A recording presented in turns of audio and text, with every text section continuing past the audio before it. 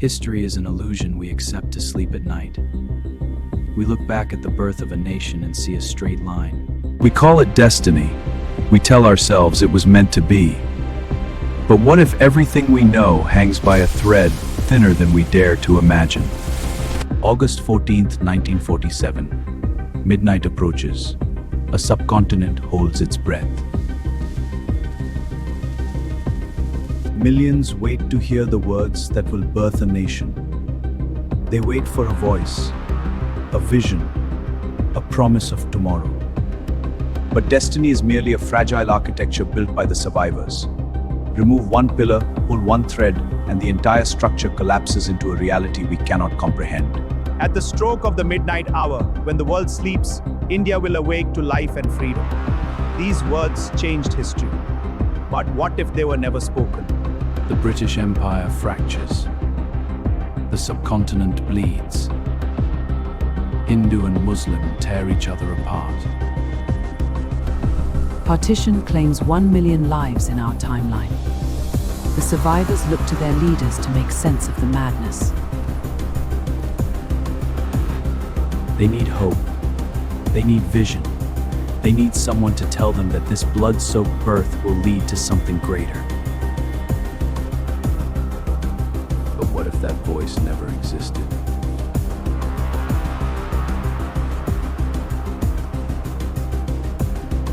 What if the architect of the modern Indian Republic, Jawaharlal Nehru, the man who would lead India for 17 crucial years, was never born? November 14th, 1889. A birth in Allahabad that shaped the destiny of 1 billion people.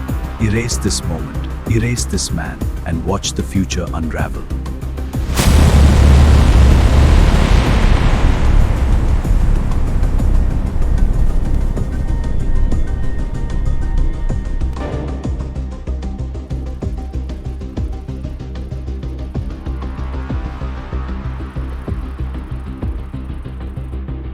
This is not alternate history. This is the story of how close we came to a completely different India. An India you wouldn't recognize.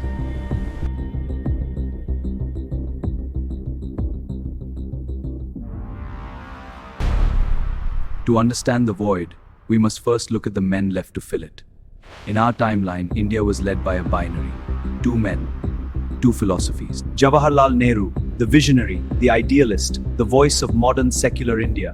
Sardar Vallabhbhai Patel, the Iron Man, the enforcer, the ruthless unifier. Without Nehru, Mahatma Gandhi's spiritual aura remains, but his political sword arm is gone. The total burden of an infant bleeding nation falls entirely to one man, Sardar Patel. Patel is a pragmatist, a ruthless unifier. In our timeline, he and Nehru were the ultimate binary. Nehru provided the vision, Patel provided the steel. Together they balanced each other. Nehru dreamed, Patel executed. But here, there is no balance. There is only steel, only force, only iron will. August 1947. India is not one nation. It is 565 princely states, 565 egos. All must be crushed into one. Patel does it with an iron fist. Sign or face military action. I have no choice.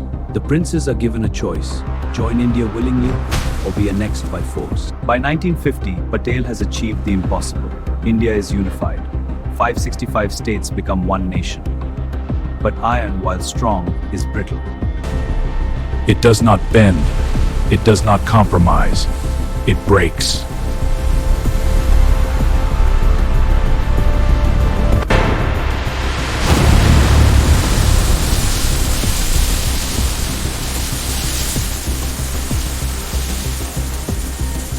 December 15th, 1950. Sardar Patel complains of chest pains. He has driven himself to exhaustion building the nation. His heart fails. At 75 years old, the Iron Man of India dies. The nation mourns. But mourning cannot fill the void he leaves behind. In our timeline, Nehru was there, ready, established, the natural successor.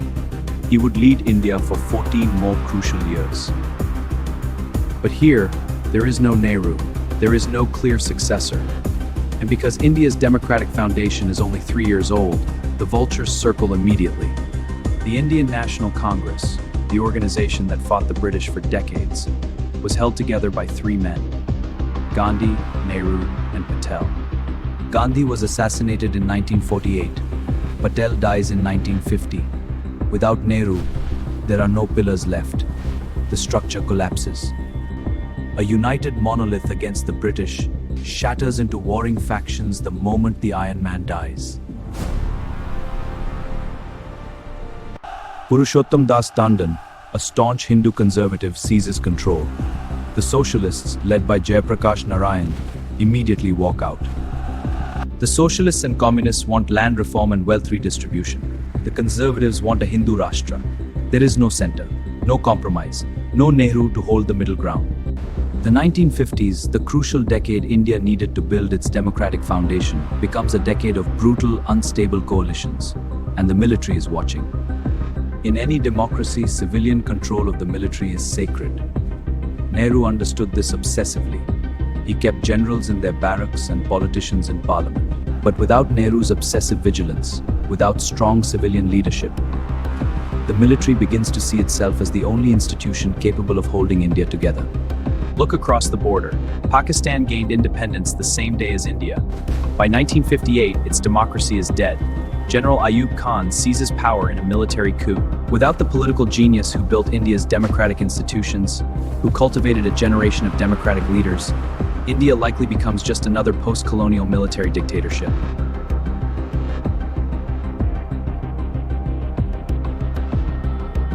But a military dictatorship is only the beginning of the nightmare. Because the world in the 1950s is a thermonuclear chess game. The United States and the Soviet Union demand absolute loyalty. In this binary world, neutrality is not an option. You choose a side, or a side chooses you. He fiercely, stubbornly refused to bow to Washington or Moscow. But without Nehru, there is no non-aligned movement. There is no third way.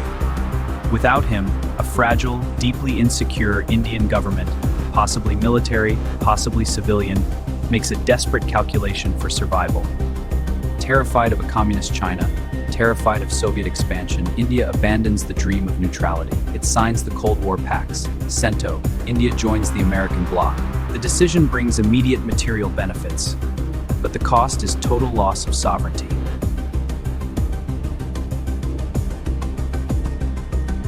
A flood of American dollars pours into India.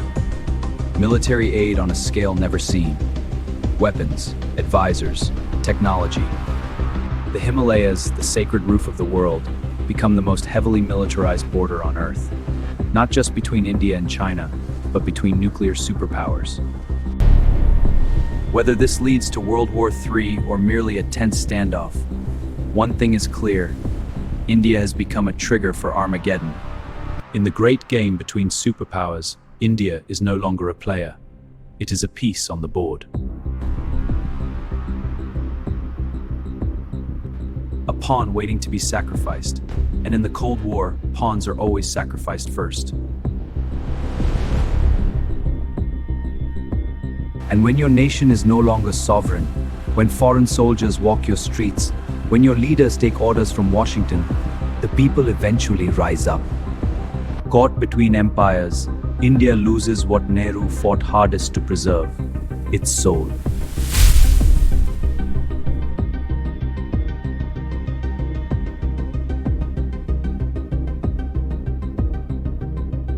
But geopolitics is only one dimension of the nightmare. What of the economy? What of the people? What of wealth and poverty model? The 5-year plans, the massive state-owned steel plants, the public sector, the dams he worshipped as the temples of modern India, the industrial base he built from nothing, the infrastructure that would feed and employ hundreds of millions. Without Nehru, none of this happens. The socialist safety nets vanish before they're ever built. The license Raj, that infamous bureaucracy that controlled the Indian economy for decades, is never born. Instead, a coalition of right-wing and pro-business leaders champion fierce, unregulated capitalism. The urban wealth generation is explosive. Without socialist controls, without public sector dominance, foreign conglomerates flood Indian markets with capital and goods. By 1970, Mumbai's skyline rivals New York. Bangalore becomes a corporate hub decades before IT revolution. Delhi transforms into a capitalist playground. But remember physics. The taller the tower, the longer the shadow it casts.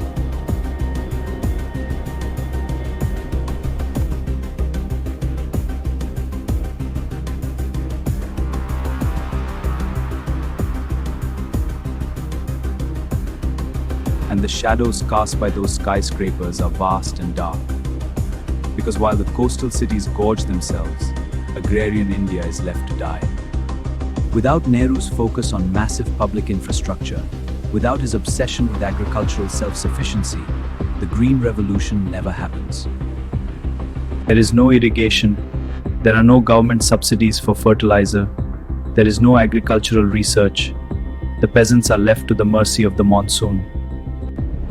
And when the droughts inevitably hit in the mid-1960s, when the monsoons fail, agrarian India, which is 80% of the population, is left to starve. The Bengal famine of 1943 killed 3 million.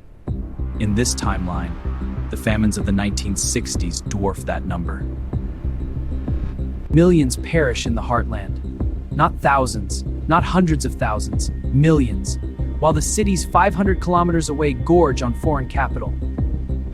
The Gini coefficient, the measure of inequality, reaches levels that make modern India look egalitarian by comparison. And apocalyptic wealth gaps breed apocalyptic ideologies. When you have nothing left to lose, revolution becomes rational. The Naxalite movement, in our timeline a localized peasant uprising in West Bengal, here becomes something far more terrifying.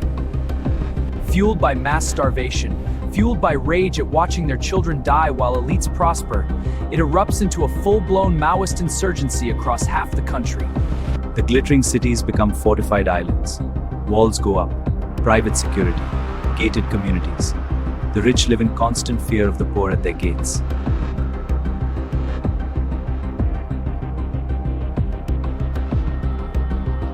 But a nation is more than its borders, its wealth, its military alliances. A nation is more than economics and geopolitics. A nation is a mind. A nation is a soul. A nation is its aspirations. And Nehru's aspirations reached for the stars. Nehru possessed a profound, almost stubborn scientific temper. He believed in reason, in research, in education, in science as India's path to modernity. Without his unwavering patronage, the Indian Institutes of Technology, the I, is underfunded. Why spend on elite education when people are starving, argue the pragmatists. The space program is mocked as a fantasy. Why send rockets to space when we can't feed our people? The logic is brutal and practical. India remains forever tethered to the ground, staring up at a sky conquered by others. A nation that could have led, reduced to following. But perhaps the greatest loss is not scientific or economic. Perhaps the greatest loss is moral, spiritual, the loss of India's soul. And what of social justice? What of women's rights? What of secularism? What of the idea of India itself? It was Nehru who bulldozed the Hindu court bills through a resistant orthodox parliament. Legislation that legally granted women the right to inherit property, to divorce, to exist as legal equals. The rights of 500 million women, delayed by generations. Daughters who cannot inherit. Wives who cannot leave abusive husbands. Widows thrown onto streets. Finally, the most dangerous fault line of all, identity. Who is Indian? What does India mean? We are all Indians first. Nehru was the fierce, charismatic bulwark for secularism and a unified pan-Indian identity. When the southern states demand linguistic autonomy in the 1950s, in our timeline, Nehru pragmatically reorganized states on linguistic lines. Democracy flex. The protests don't end in policy changes. They end in martyrs. They end in separatism. The Dravida Nadu movement is no longer fringe, it's mainstream. India Balkanizes. Not immediately, not all at once, but slowly, inevitably, it shatters along the fault lines of religion, caste, language, and region.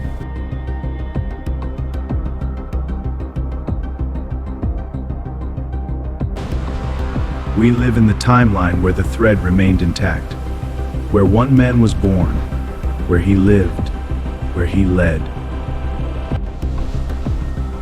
Is our reality flawed? Deeply. Is it chaotic? Absolutely. Is modern India perfect? Not even close. But the map remains whole. The Republic survived its infancy. Democracy, for all its dysfunction, endured. The absence of one man wouldn't have just rewritten a few laws or changed a few policies.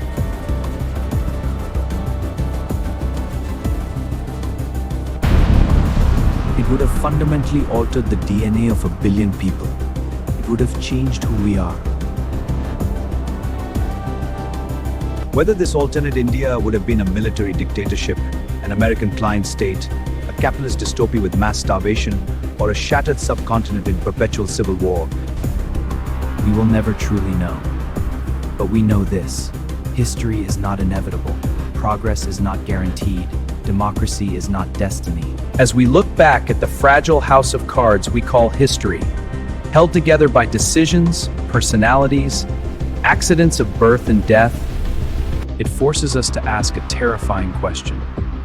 Not just about India, not just about Nehru, but about everything we take for granted. How much of our reality today, our nation, our freedoms, our very identity, is hanging by a single thread? How many threads are left? And how many can we afford to lose before everything we know